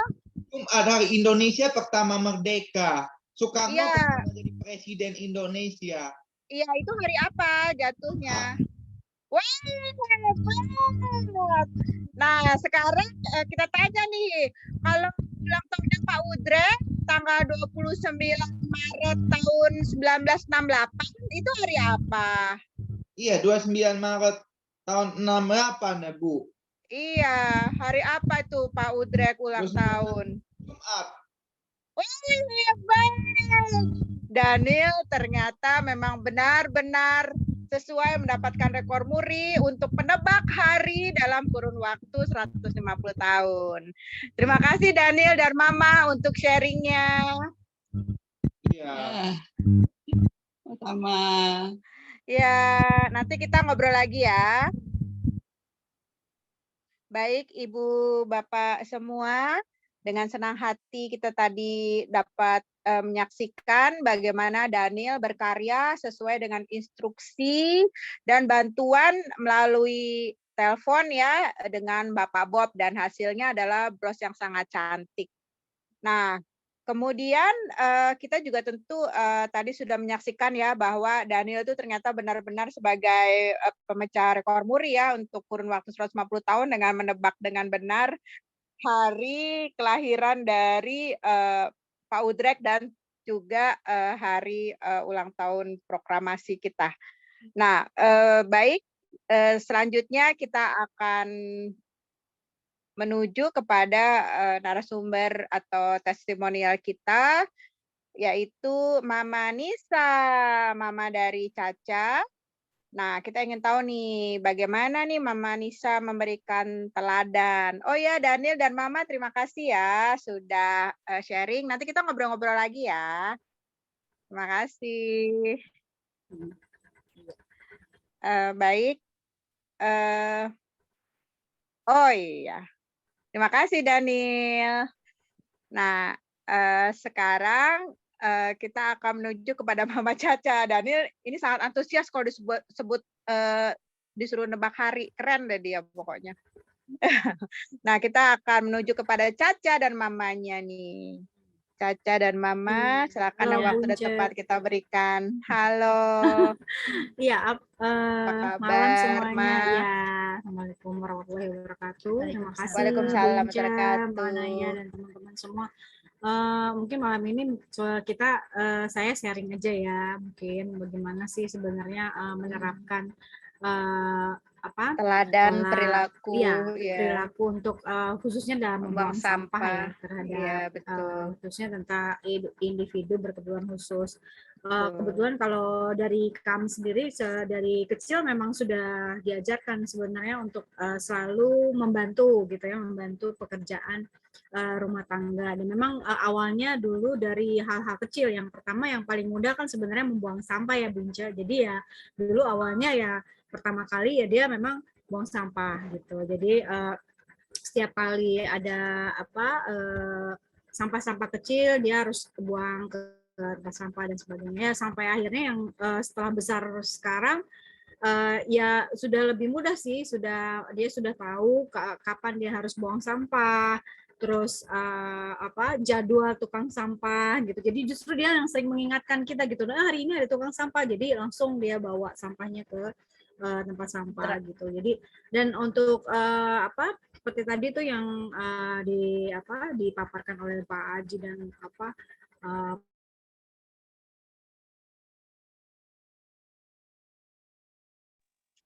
nampaknya ada gangguan sinyal, freeze sebentar. Baik, cukup menarik juga. Mama Caca, silakan. Tadi ada hari buang sampah di komplek ya? Ada hari-hari tertentu atau sudah diatur atau belum? Jadi diatur. Jadi si tukang sampah itu seminggu itu datang seminggu tuh 3 kali ya. 3 kali ya. Jadi 3 atau 2 kali Mbak?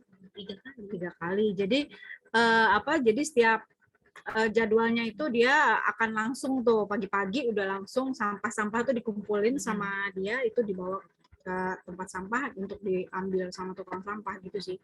Dan itu biasanya kita juga emang memisahkan gitu. Jadi yang botol-botol, karena kalau di sini justru ada bank sampah sebenarnya. Jadi kita juga memang di warga sini dihimbau sama Pak RT dan Pak RW-nya untuk memisahkan sampah plastik dan botol untuk dikumpulkan di bank sampah gitu sih Bu. Oh, keren sekali ya. Berarti memang di komplek Ibu sudah berjalan ya bank sampahnya, dalam arti pemilahan itu sudah dimulai dari unit terkecil yaitu rumah tangga ya Bu ya. Berarti Caca udah bisa dong milah-milah botol ya, organik dan non-organik. Iya, Caca? Bisa ya. Keren. Saya jadi teringat ya si Matthew itu dari kecil kalau ada sampah itu dia kantongin. Nah, baru kalau sudah nemu tempat sampah baru dia buangin. Jadi kantongnya dan tas ranselnya waktu itu penuh sampah-sampah makanan dan minuman, baru setelah nemu tong sampah baru dia buang-buangin. Wah, Caca hebat sekali ya. Berarti kamu sudah mulai bantu memilah-milah sampah. Nah, kalau untuk bank sampah yang ada di lingkungan Ibu itu, apakah memang dikelola oleh warga sekitar ataukah memang dari pihak kelurahan, Bu? Sepertinya memang diarahkan dari kelurahan gitu ya, diminta untuk di setiap RW-RW-nya itu untuk membentuk bank sampah. Jadi memang kita dihimbau oleh RW dan kemudian ke RT-RT-nya untuk selalu memilah sampah plastik itu sendiri gitu loh. Jadi ya memang sih tidak semua warga mau gitu ya untuk memilah, tapi ya lumayan mereka beberapa memang mengumpulkan sampah-sampah plastik itu, dan kemudian nanti kita ya kita antarkan ke RW gitu, ada tempatnya untuk ditukar gitu kan, bisa ditimbang ya. Kalau biasanya kalau kita sih kadang suka kita kasihin aja gitu. Jadi terus kalau di sini juga ada yang pernah dulu sih ya, saya waktu dulu sih, kalau sekarang saya belum memantau lagi nih. Kalau dulu tuh kayak sampah dari sisa-sisa kopi ya, saset ya, kopi saset, atau dari white coffee ya, terus atau rinso kayak gitu-gitu, itu dikumpulin, dan waktu itu sudah ada jadi seperti tas gitu dibentuk gitu ya, dan itu seperti dijahit apa di mana gitu. Saya juga waktu itu belum ikut ya, tapi saya lihat hasilnya gitu. Jadi udah, itu bagus banget sih, memang lucu ya. Jadi karena tasnya jadinya kopi kapal api gitu atau white coffee gitu, lucu sih. Betul. Gitu. Saya juga sudah punya, waktu itu yang membuat adalah SLB Budi Luhur. Nah, saya juga berpikir nanti anak-anak KBKUMKM juga insya Allah nih kita bisa mendapatkan mentor, rujukan, rekomendasi nih dari Pak Bob, siapa nih kira-kira yang bisa bantu untuk dapat menyulap ya bungkus-bungkus saset-saset kopi, saset-saset susu, atau saset-saset shampoo ya, itu menjadi produk yang unik dan berguna ya, Mah ya. Betul. Baik, Mah. Terima kasih banyak. Mungkin nanti kita sambil tanya jawab ya, Mah ya. Kita akan menuju ke kolom tanya jawab. Baik, Caca, Mama, terima kasih ya. Tunggu ya nanti kalau ada pertanyaan. Baik, Ibu Bapak semua, ini kita akan lanjut ke pertanyaan ini yang masuk dari Ibu Hana, yaitu bertanya nih kepada Pak Oji dan juga mungkin Dr. Udrek ya, sekiranya beliau berkenan untuk sharing pengalaman di negara lain. Pertanyaannya begini, 1, Pak, bagaimana ya caranya menertibkan pedagang yang menggunakan plastik dan terutama juga mungkin styrofoam ya Pak ya, dalam menjual makanan berkuah. Kemudian kedua, bagaimana ya caranya sosialisasi warga untuk dapat membawa wadah sendiri? Nah, bagaimana kalau misalnya ada rewards nih, misalnya kalau kita membawa wadah sendiri, kita akan berikan Rp5.000 per wadah. Kemudian ini ada pertanyaan juga tentang di mana sih TPA di Tangsel, tadi sudah dijelaskan ya. Tapi mungkin agar lebih jelas lagi, silakan Bapak Oji. Kemudian untuk mengganti kantong plastik sekarang, apa penggantinya nih selain kantong Go Green? Baik, silakan Pak Oji, mungkin bisa menjawab pertanyaan dari Ibu Hana. Ya, baik. Terima kasih Bu Ince. Terima kasih Bu Hana atas pertanyaannya. Yang pertama, bagaimana cara menertibkan pedagang, terutama penjual makanan. Karena emang ini juga di Tangerang Selatan, peraturan ini baru terbit baru ditandatangan di bulan Agustus, dan rencananya akan dimulai diterapkan pada 1 Januari tahun 2023. Waduh, berarti ini masih hangat ya Pak, isu hangat ya? Betul, justru itu jadi pertanyaan buat saya sendiri, Bu. Jadi kemarin kita dengan tim sudah coba berdiskusi, karena memang tantangannya itu untuk di pasar-pasar rakyat, pasar tradisional tentunya, terus pedagang-pedagang kecil. di mana memang banyak menggunakan kantong plastik, apalagi seperti Bu Hana bilang, untuk makanan berkuah, sudah memakai plastik juga, dikasih air panas, tentunya biasanya makanan apa, bakso atau yang lainnya, itu ya kalau saya sebutkan, ini nggak apa Bu ya, mereknya bakso, jadi ada. Sedangkan di situ dari plastik, nah itu tadi mungkin yang bahan-bahan mikroplastiknya itu mungkin jadi karena kena air panas ya. Tambah itu nikmat ya Pak. Iya. Sebenarnya itu tantangan sendiri buat kami, mungkin kita akan coba mensosialisasikan dulu tentang peraturan baru ini, terus kenapa sih kita plastik itu kita musuhi, selain dampaknya terhadap lingkungan yang secara tidak langsung juga kalau Buat yang kesehatan, tadi, Pak. iya buat kesehatan kita tentunya. Karena kan mikroplastik masuk ke dalam tubuh kita ya Pak ya. Iya, Kasih betul. Iya. Betul. Terus yang kedua, Iya. tentang wadah ya.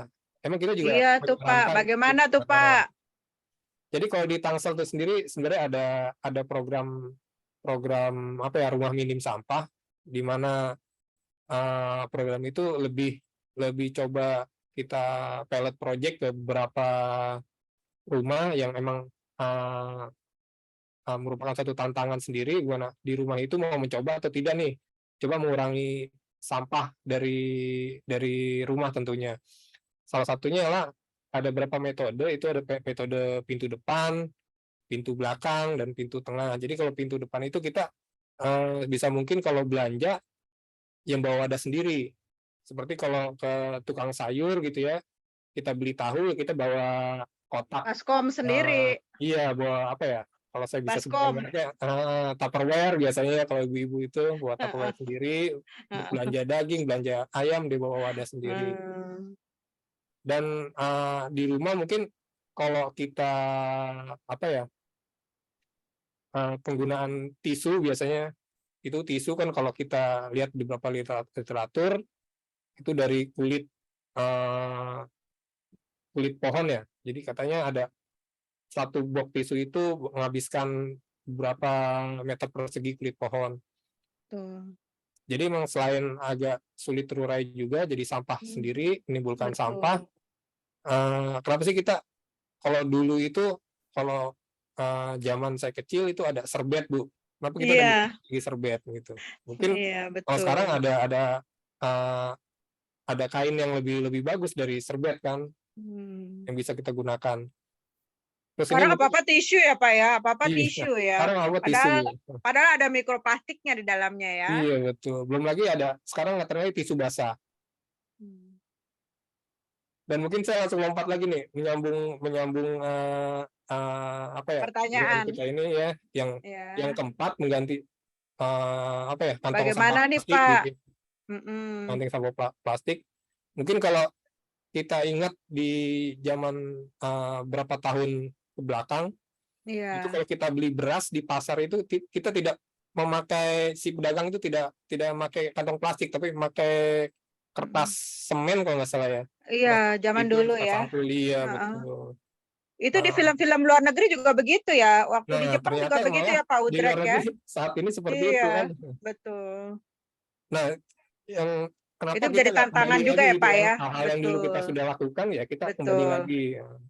Nah, kalau misalnya petugas penyuluhnya itu semodel Bapak nih yang cerah ceria, penuh sukacita untuk menyampaikan, wah pasti semuanya akan mendengar nih Pak.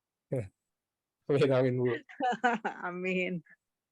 Iya, mungkin tuh kalau kita ingat lagi Bu, dulu kalau ibu saya kalau ke pasar itu bawa tas jinjing. Ya. Tas jinjing biarpun dia dari plastik tapi kan dipakai berulang-ulang. Betul. Itu Bu. Jadi itu apa ya, tidak bukan produk yang sekali pakai, mungkin itu sebagai salah satu alternatif selain kantong apa ya, goodie bag, kantong go green tersebut. Nah, ini untuk yang ke apa ya, untuk pertanyaan perihal reward 5.000 perak tuh Pak. Itu yang bayarin siapa Pak nanti Pak? Iya, itu mungkin masukan juga buat kami nih. Masukan buat kami mungkin bisa jadi apa ya? Mungkin jangan 5.000 ya Pak ya, ditawar ya. Ditawar, Pak. Mungkin dengan minimal belanja berapa, Bu, gitu. Iya, betul. Iya nih, Pak, kemudian pertanyaan lagi nih, Pak. Jadi sebenarnya nih TPA Tangsel di mana sih? Ada Gitu. di Pengen TPA tahu Tangsel nih, itu Pak. Selain ada di iya, ada di di Kecamatan Serang, Serpong. di Kecamatan Serpong ya, Pak ya. Tuh, di Kecamatan Serpong, dia ada Dan juga ekspor ke Serang. iya, saat ini sudah overload. Overload. Baik, Pak, ini juga nampaknya Ibu Hana pertanyaannya mengakhiri pertanyaan di kolom chat. Nah, ini kita ada lagi nih pertanyaan yang tunjuk tangan nih, Bapak Maruli Siregar dari Bogor. Beliau tunjuk tangan. Silakan Pak Maruli Siregar. Beliau juga sangat tertarik ya untuk pengelolaan limbah plastik. Silakan Pak Maruli. Oh ya, saya perkenalkan Pak Maruli Siregar ini juga alumnus dari IPB, Institut Pertanian Bogor, yang juga sangat concern terhadap sampah. Silakan Pak Maruli, sudah tunjuk tangan. Baik, sambil kita menunggu Pak Maruli itu nampaknya masih di di mute. Silakan Pak Maruli. Ya, baik, Bu. Kedengarankah suara saya? Iya, kedengaran tapi ada wajahnya ya, wajahnya hilang ya, ketutup plastik. Sedang kurang keren wajahnya, Bu. Jadi nggak apa-apa, Pak. belum sempat pakai batik seperti Pak Bob. Pak Bob, anggap aja ketutupan kresek kita. Rambutnya kan sudah sama. Jadi kalau pakai batik tadi kan sama dengan Pak Bob. Silakan Pak, perihal apa Pak? Oke, baik Bu. Saya bukan dari IPB, maaf. Kami dari Universitas Gadjah Mada. Mohon maaf Pak, tadi saya ingat ibu saya. Iya, maaf. Iya, kami Gadjah Mada. Ya. Ya, betul. Pertanian ya Pak ya. Seapa dengan Pak Presiden kita. Setahun yang sama dengan Pak Presiden kita. Iya, jadi betul. Yang bilang ijazahnya palsu, jangan lagi lah. Ya. Ada temennya nih, ada temennya. Ya. Bukan mau membelain, tapi ya nggak perlu ya. Iya. Iya, tentang gimana Pak? Tentang plastik, tentang sampah, tentang lingkungan. Itu bukan sekarang saja sebenarnya menjadi persoalan. Sudah puluhan tahun lalu, 40 tahun lalu kami di Gadjah Mada itu ada satu pencetus hukum lingkungan hidup. Nah, beliau itu sampai menjadi pembantu presiden di bidang itu, hukum lingkungan hidup, yang sampai sekarang ya digunakan untuk menjadi KLH itu, terus lanjut menjadi nah itu ceritanya panjangnya seperti itu. Jadi sudah sejak dulu sebenarnya kita ini harusnya sudah persiapan gitu. Terutama DKI dan kita pribadi-pribadi di rumah tangga. Nah, saya sangat setuju dengan Pak Bob dan yang lain-lainnya itu, tetapi sangat sedikit untuk bisa mengurangi.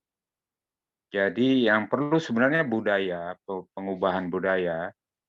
Tangerang Selatan itu saya sudah perhatikan, saya sudah puluhan tahun melewati Serpong Pasar itu Pak Oji. Ya, jadi memang sudah jadi kebudayaan yang tidak bisa dihapus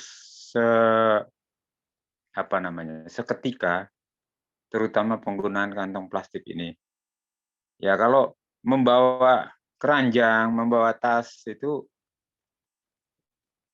bisa dibilang sudah tidak biasa lagi gitu. Maka sekarang peraturan-peraturan daerah dan sebagainya itu berputar-putar di situ-situ aja Pak, tidak ada wujud nyatanya jadi apa gitu. Ya. Memang yang di lingkungan Pak Uji tadi bilang kan lebih dari 900 ton per hari. Sementara di lingkungan hanya ya nggak sampai 1000 ton per tahun. Jadi wajar kalau tumpukan itu makin menggunung, Pak. Nah, konsentrasi saya banyakkan di bidang organik, terutama mengolahan sampah, bukan sampah ya, sisa-sisa rumah tangga. Misalnya kita ibu-ibu motong sayur, sisanya banyak sekali. Di pasar buang potongan sayur itu, kalau dari kebun petani itu 1 ton misalnya, nanti sampai di pasar itu tinggal 300 kilo, Pak. Jadi terbuang itu sampai 70%-nya di jalan. Jadi kalau memperhatikan itu, saya sebagai anak petani sedih gitu. Nah, ini sebenarnya lingkungan kita ini satu persatu. Bagaimana sampah daun, sampah sayur, sampah sisa rumah tangga itu dikelola di rumah tangga kalau dulu kan ada namanya PKK itu 10 rumah itu loh Pak, Dasawisma itu. Nah, mungkin itu perlu diwujudkan di lingkungan hidup Tangsel, karena saya walaupun bilang Bogor, sebenarnya saya lebih mudah aksesnya ke Tangsel, Pak. Tanggung ya Itu. Pak ya, rumahnya Iya. tanggung ya.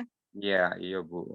Ya Iya, gitu dan rencana Bapak juga mau pindah Tangsel ya Pak ya, silakan. Ya doakan Bu segera Amin, bisa, Bu. amin. Iyalah, bantu Gria Iya. BKUMKM ya Bu Riati ya.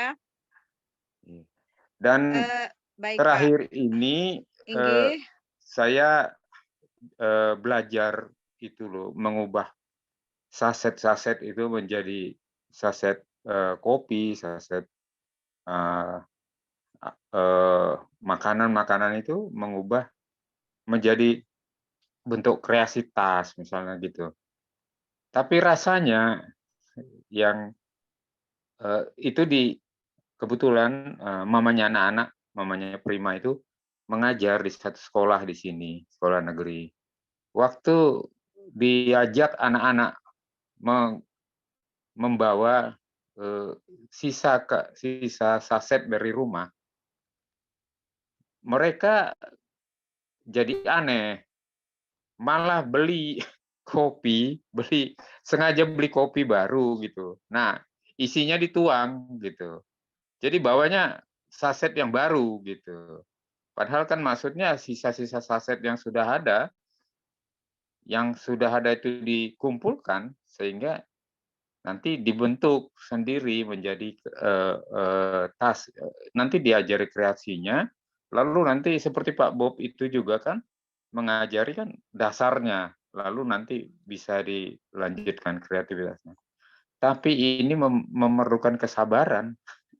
Saya sendiri orang yang kurang sabar untuk mengerjakan itu gitu.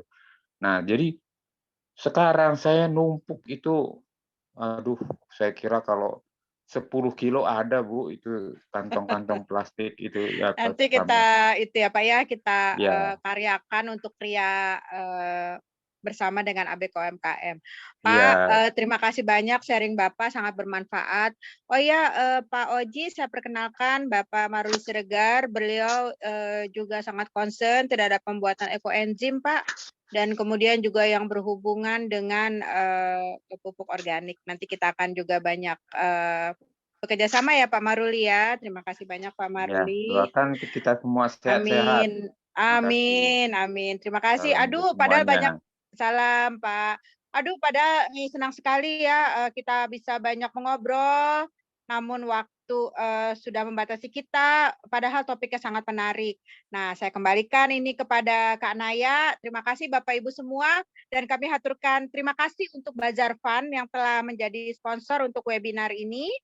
Silakan kepada Kak Naya untuk menyampaikan door prize dari Bazar Fund sponsor kita. Silakan. Ya, baik. Ini pembahasan kita pada malam hari ini benar-benar luar biasa, sangat dekat dengan kita. Jadi menyimaknya juga terasa langsung masuk ya ke Ya, betul. apa untuk bisa diterapkan ke kehidupan kita sehari-hari. Baik, untuk saat ini sekarang kita mau masuk ke sesi door prize. Jadi ada hadiah produk ABK UMKM senilai masing-masing 50.000 yang disponsori oleh Bazar Fund. Nanti akan saya sebutkan pertanyaannya, langsung saja dijawab di kolom chat ya, Kak Inca, seperti itu ya. Iya betul. Nanti hadiahnya juga boleh pilih kok. Boleh pilih di Gerai ABK UMKM. Sekalian mampir ke Gerai ABK UMKM. Oke, baik. Pertanyaan pertama. Indonesia menduduki tempat keberapa dari penghasil sampah terbesar di dunia? Ya, sudah ada yang jawab, Bu? Boleh dicek?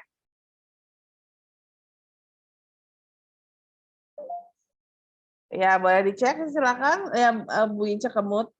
Ya. Mohon maaf, Ibu Hana ya menjawab pertanyaan nomor 1 adalah tempat kedua. Ibu Bapak sekalian, ayo yang lincah jari-jarinya. Bu Hana. Udah banyak yang jawab nih, Bu. Silakan. Iya, banyak banget nih. Pertanyaan berikutnya, Ibu. Ya, yang kedua, mengapa sampah plastik berbahaya bagi lingkungan?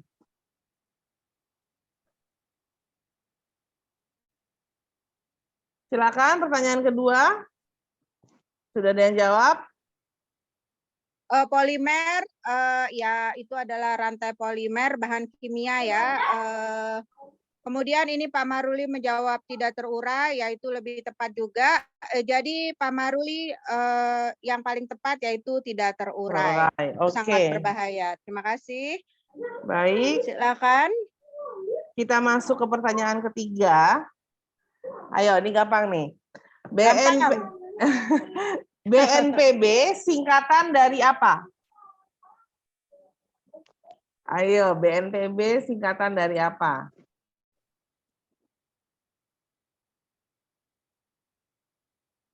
BNPB yang Pak Udrek tadi singkatan dari apa, Ibu Bapak semua?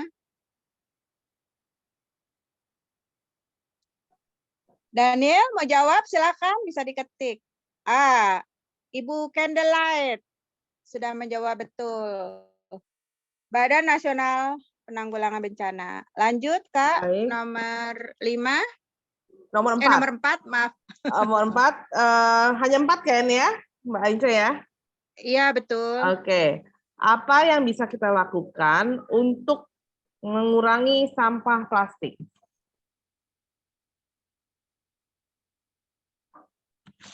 Silakan. Daniel kalau mau jawab silakan. Caca juga. Boleh.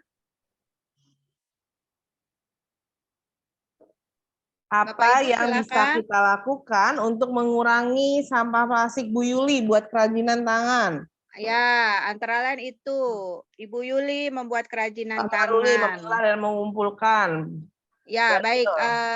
Kita ambil yang belum pernah dapat hadiah juga ya, membuat kerajinan tangan. Nah, Daniel juga udah jawab nih, membawa wadah sendiri. Nah, tapi karena Ibu Yuli yang pertama menjawab, buat kerajinan tangan, jadi kita mengambil jawaban dari Ibu Yuli. Terima kasih Bapak Ibu semua. Silakan Kak Naya. Baik, terima kasih. Sebelum kita tutup acara, tadi infonya untuk door prize diambil langsung di Gerai ABK UMKM ya Kak ya? Oh iya, bisa diambil di Gerai BKM sekarang sekalian main-main ke sana, lihat-lihat, jajan-jajan, atau juga bisa dikirimkan dengan JNE, nanti ongkos kirimnya diganti. Ditanggung pemenang ya? Ditanggung pemenang. Oke, baik Kak, jangan lupa foto bersama dengan ada Bapak Udrek, ada Bapak Bob, ada Daniel. Sebelum kita tutup. Maaf Kak, saya boleh sampaikan salam. Daniel dapat salam dari Direktur MNC yaitu Ibu Tanti. Katanya saya semangat dengan Daniel. Karena Daniel itu keren banget. Terus udah gitu kapan ya Bunda Tanti bisa ketemu Daniel? Bunda Tanti itu adalah salah satu pembina dari ABK UMKM. Ada hadir juga di sini beliau tadi habis nyetir pulang dari kantor dari MNC Group, Direktur MNC Group. Daniel, bilangnya apa? Oh iya, terima kasih banyak katanya. Siap. Kenapa Bu Inca? Iya, dapat salam ya. Dapat salam dari Bu Tanti. Iya, iya. Silakan Kanaya untuk kita ambil foto bersama. Oke, baik. Bersama dengan narasumber kita Silakan hebat-hebat. dibuka untuk kameranya masing-masing Bapak dan Ibu. Kita akan foto bersama. Baik, kita ambil foto 2 kali ya. Belum semua ini. Ada lagi yang mau buka kamera? Silakan. Terima kasih Kanaya. Silakan. Ya, oke. Kita mulai ya. 1, 2, 3. Oke, sebentar. Satu lagi ya, sebentar. Oke. 1, 2, 3. Oke, baik. Terima kasih banyak Kanaya. Baik, terima kasih Bapak dan Ibu semua. Tidak terasa kita sudah sampai di penghujung acara. Saya pribadi sebagai MC mengucapkan mohon maaf jika ada kekurangan dalam membawa acara ini, dan untuk ABK UMKM terima kasih untuk kepercayaannya. Semoga kedepannya kita semakin sukses, ABK UMKM terutama semakin banyak memberikan dampak positif kepada masyarakat. Baik, terima kasih untuk semua para narasumber, Bu Istudianti, Pak Bob, Ibu Adelia, Ibu Bunda Caca. Terima kasih banyak, Bapak Maruli juga terima kasih, Bapak Udren terima kasih, Bapak Oji. Bapak Oji. Oh ya, Bapak Oji, terima kasih Bapak Oji. Tetap semangat untuk kita, untuk bumi kita juga tercinta agar bisa untuk masa depan generasi bangsa tetap bisa baik ya untuk bumi kita ini ya Pak ya. Amin. Baik, amin. Terima kasih. Saya tutup pada malam hari ini. Wabillahi taufiq wal hidayah. Wassalamualaikum warahmatullahi wabarakatuh. Waalaikumsalam warahmatullahi wabarakatuh. Terima kasih.